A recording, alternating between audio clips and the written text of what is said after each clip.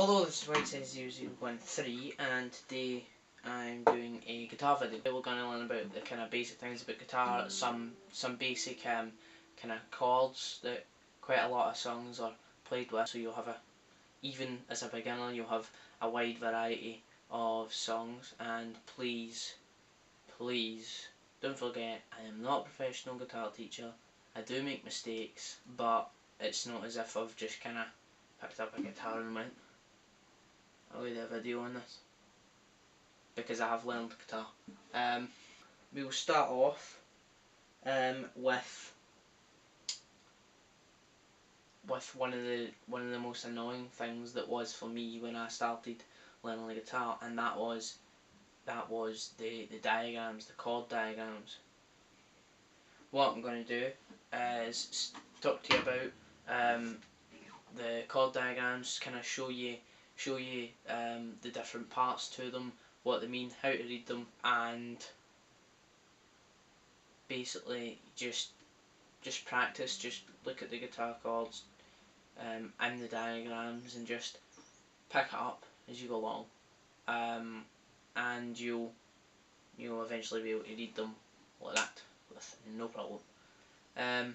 So for for teaching you, I will use the C chord, and as I'll kind of repeat, the C chord, that's the C chord, okay? And if you see, right, it's index finger on the first fret on the B string, and then your second finger or middle finger on the second fret on the D string, and then the A string, third fret with your third finger. That is the C chord. Okay. So that was in kind of real life. I will teach you more about the kind of paper side of things. Moving on. Okay, so here we are, right?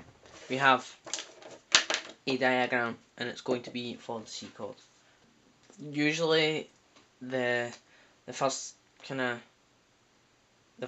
you'll notice in a chord diagram is what it's for, because you're most likely going to be searching it up. So if I go on Google Images and search C chord, in every single diagram, well, just about every single diagram, it tells you the name of the chord. Now, the C is just the same as C major, or I think that is major as well.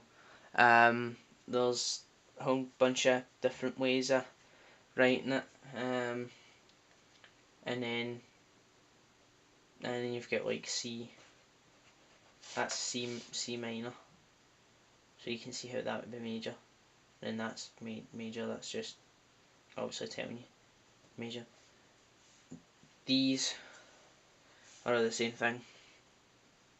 Anyway, let's go on with the diagrams. Okay, so the name C is the same as C major, and the major chord is happy sounding and kind of bright sounding, and a minor chord is kind of sad and gloomy sounding. And to be honest, I like the sound of minor chords. So moving on quickly. So C chord. This diagram basically is kind of, there's much more simpler looking diagrams out there, but those simpler looking diagrams are basically just kind of 6 lines, and then a couple of lines, and then just a couple of dots, right? If you don't know how to read the chord diagram, that's no use. You need this, right? So what the chord diagram consists of is a bunch of lines. The lines, the kind of lines that go across, and they're very tight kind of lines. They're the strings. So here I've got the strings going across this way, right? There's six strings on a regular guitar. They have from E down to another E. One E is lower. Obviously, if you have a guitar you'll know the difference between and. Right, they're both E's, but they're obviously different octaves. So in between, it's A, D, G, B, E. So the strings go E, A, D, G, B, E. Okay. I've numbered the different frets, and these red lines separate the frets. These are the little kind of silver things that are on the guitar, or gold or whatever colour they may be, but they are on the guitar. And it's just the little lines that tell you the different frets. That's what the red lines are, and I've numbered frets 1 to 4. Usually in a chord diagram it is frets 1 to 4, and I think if it needed more frets it would just, just include it. If there's any kind of chord that isn't in this area, it will let you know. It will basically say, like, I've got a chord here in front of me, right? And I'll basically show you it kind of right here, right on the screen, okay? And as you can see, it's it doesn't say 1 to 4. It obviously isn't fret 1 to 4, but as you can see in the middle of the diagram to the right, it says 5th fret. And that's the kind of thing I'm talking about. If it isn't at this kind of point here, then the diagram will tell you. Back to this C diagram. So this is strings. These are frets. I've numbered them, and then you're going to see a bunch of dots. And the dots, what they tell you, is where to put your fingers. Now, there's a few different kind of ways, as you can see in that diagram I showed you in a minute ago. It was just basically kind of a dot, whereas in quite a lot of diagrams it will tell you your fingers. It will tell you what fingers to put there, and it will just basically be, it'll just kind of be 1, 2, 3, 4. So that's what they'll use. They'll just use the dots with numbers on them. So I'll use the dots and the numbers on them, and I'll put 1 here. So this is on the 1st fret, it's on the B string, and you're using your first finger to hold it in. So it's 1, 2, 3, 4. Okay.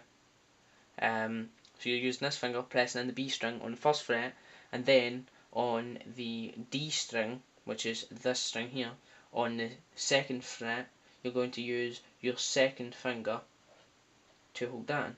And then on the A string, on the 3rd fret, you're going to use your 3rd finger, this one, to press that in. And that is the C chord. Right. So that was the C chord on the guitar. And that is the C chord here. In some instances, like there's an A minor bar chord, which is here. You can see it's got the wee kind of curved line joining the two dots together. And that's basically, that's got 1 curved line, 1. And what that means is you bar the full of that fret. You bar from where this one is to this one with your 1st finger. It's here. It's 1, 2, 3, 5, 6, and right. So it is 1, 2, 3. So that's your 4, 3, 2, and then 1 is going to go from here to here. And it could be a straight line across them, or it could be a curved line. Just as long as the 2 dots are joined, that means your finger is going across the neck of the guitar. The neck is here with all the frets and whatever. Your finger goes across it, and then your fingers are then going to go wherever they need to go. So you may also encounter the same sort of thing, just at a shorter scale. So it might be, instead of it being here to here, it might just be from here to here. In some cases, it might even be easy. It might not even be the dot and the kind of wavy line. It might actually just be a kind of like that kind of thing, like a wee bar that actually covers, that actually kind of covers whatever you're supposed to press down. So it's much kind of appealing to the eye. So that's a couple of barring diagrams down. That's also a kind of basic diagram down. Just basically, if you don't get anything, ask me in the comments. Also, you may realise some diagrams may look different. They may kind of go that way. They may be, so instead of being like this and having this, what they may be like is they may be kind of sideways. They may be turned to the side, like this, and they may have this, but it's all just basically the same. It will tell you what the strings are, and it will kind of, you will be able to work it out by listening. Because if I was looking at this and I read it the wrong way, if I took that and played it the right way, but if I played it the wrong way, what is it? It would be that. That is a very awkward chord. See, the last couple of notes clash. It doesn't sound right. So just by using your ear, you can tell, am I playing this right? Yeah, it sounds alright.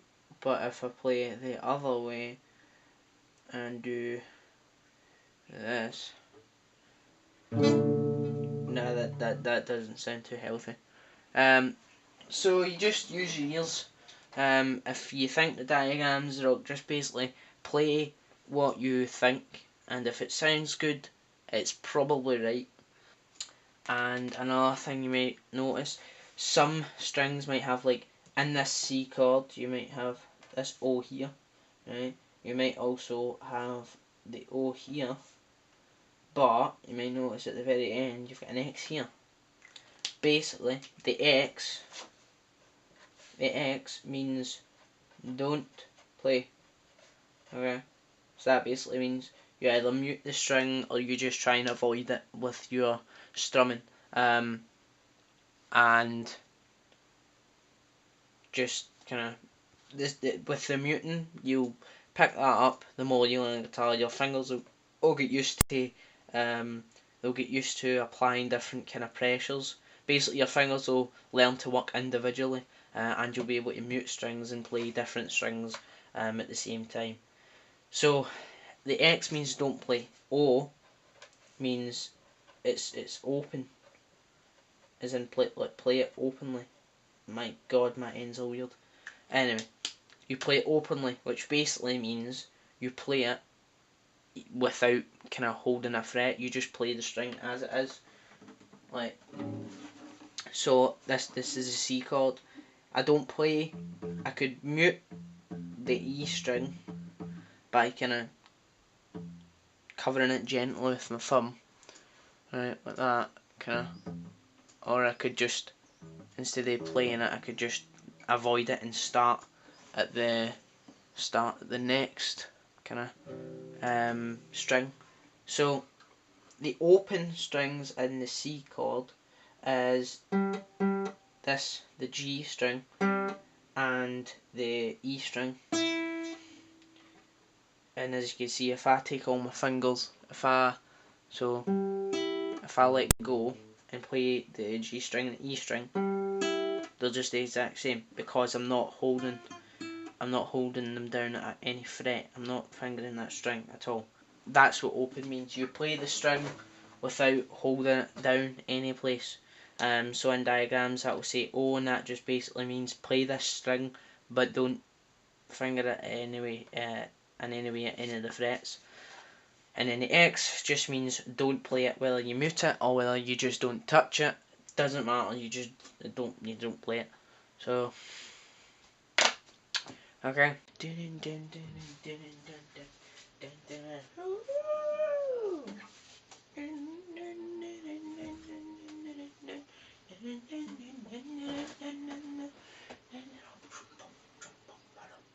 Okay, let us continue with the tutorial. It was quite obviously a different day and quite obviously wearing different clothes and whatnot. My hair's also grown quite a lot. Need a haircut badly. Maybe I could just grow it long. What do you think? I can do that wee flip thing that people do.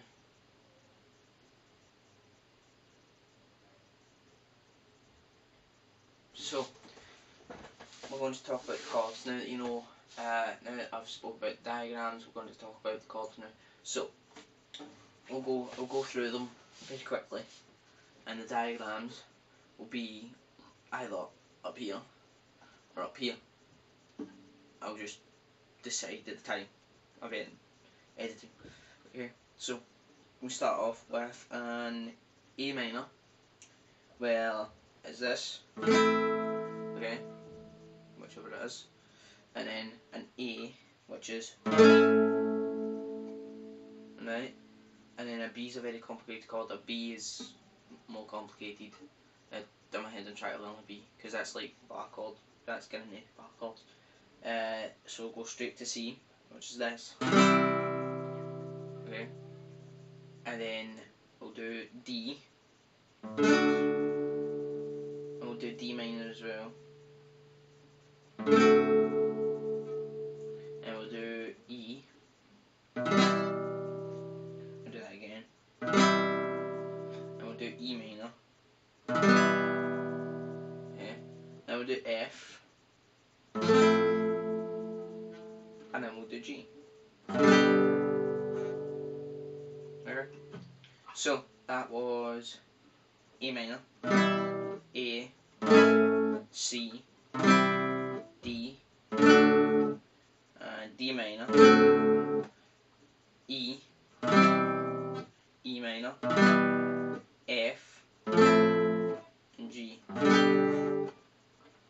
So that's all the kind of basic chords. D minor probably won't come up an awful lot. It might, but I've not really seen much of D minor. So here's a few things that you can that I personally know, just because of either kind of liked the song and thought, oh, I'll learn how to play that. But I was a long time ago when I wasn't quite as good, when I was just starting out and I just learned these kind of chords. So there is the main rhythm for the Cooks. Love. Oh, that's D, A, and G. So.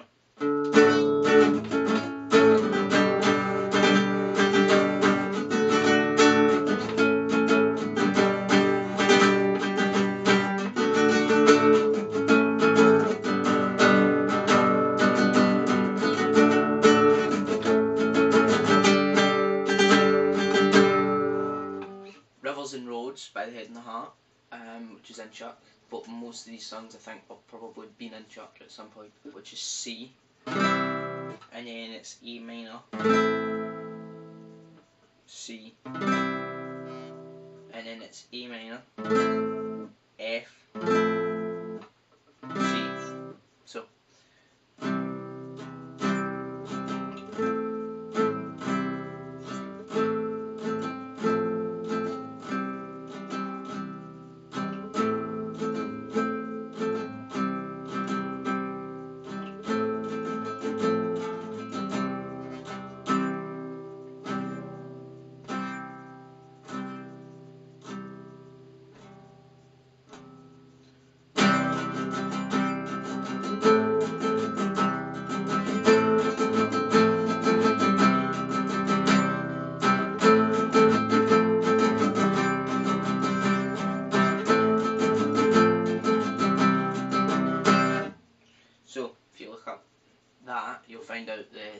G's and the chorus for it, and you'll learn what order to play the chords in. But Hey Soul Sister by Train, which is G, and then it's D, and then E minor, and C.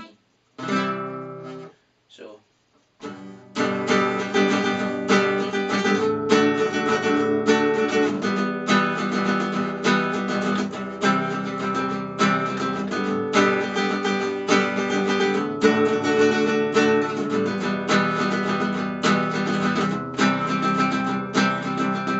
some point through it you'll go G, B, C, then you'll go from C to D, then G. So D, G. Okay, so then there's what else? Fix You, I think it is, by Coldplay, which is C, E minor, and then A minor,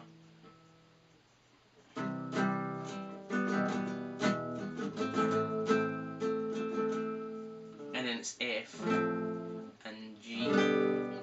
So C, E minor, A minor, and then F, and then G.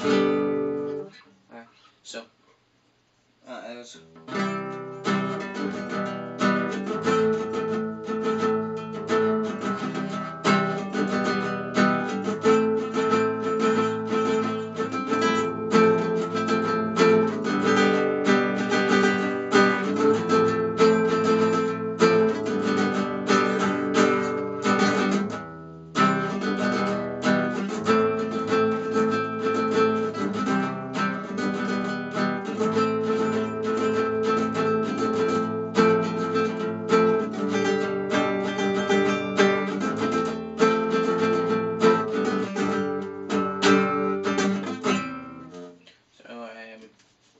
That. Then there's Live It All, Rules and Roads, Hey Soul Sister, Coldplay. What else? I think that's all I really know. Yeah.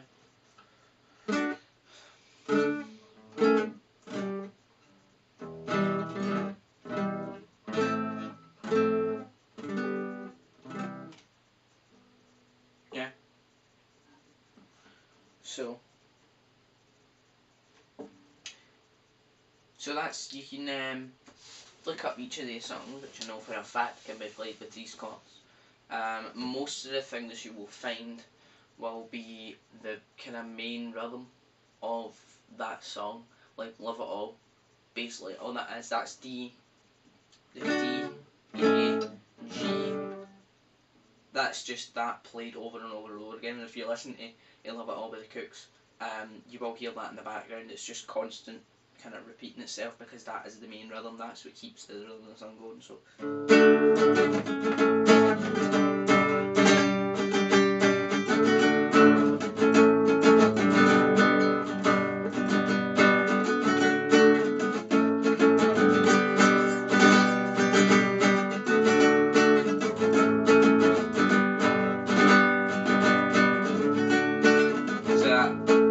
That just keeps going.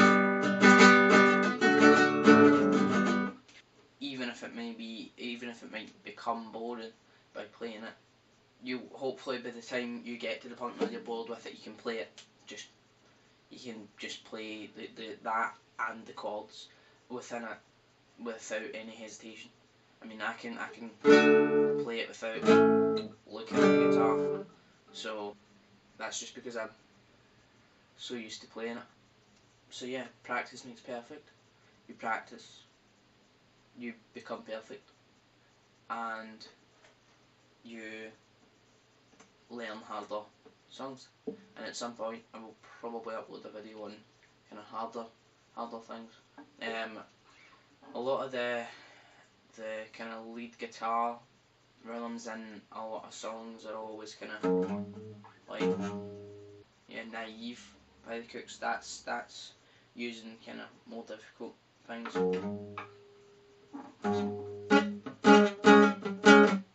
And then it's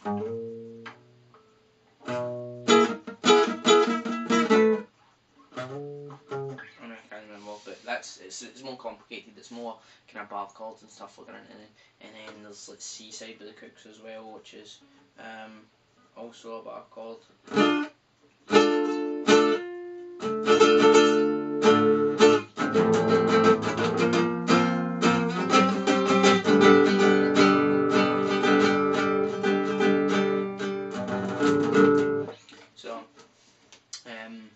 So that's more kind of difficult stuff, and at some point I'll probably, when I myself have actually got that down quite, when I can play that quite fluently, I will probably upload a video at some point. As it says, practice makes perfect, and that's what I'm doing. I'm practicing on naive, and seaside. I'll probably do a bit of scar tissue.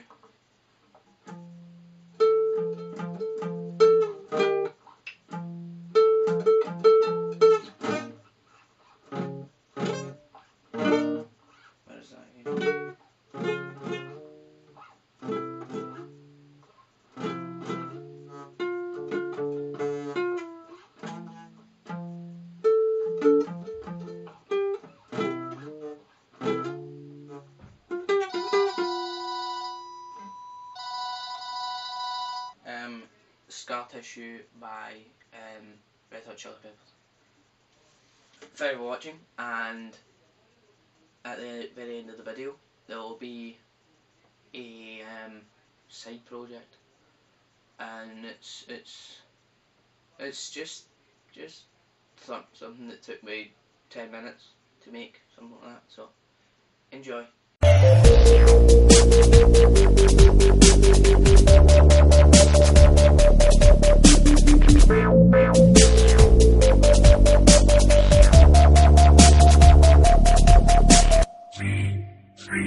Productions.